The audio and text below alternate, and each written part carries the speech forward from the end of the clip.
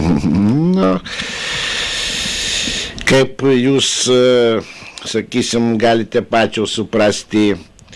daug to satyrinių elementų yra plūduriuojančių jau mūsų visuomenės pačiame paviršiuje. O be to, norint pažinti šias, sakant, užslėptas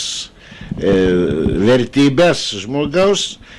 nereikia žiūrėti į jo gražiai nuskustą veidą ar išpudruotą, padažytas nuotraukas, o daug tikriau bus,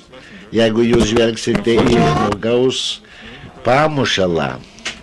kuris dažniausiai yra prairęs per nugarą, iširusios pažastys, ir per šitos plyšius tada tik tai gali pažinti tą taip vadinamą pilnutinę asmenybę. Tai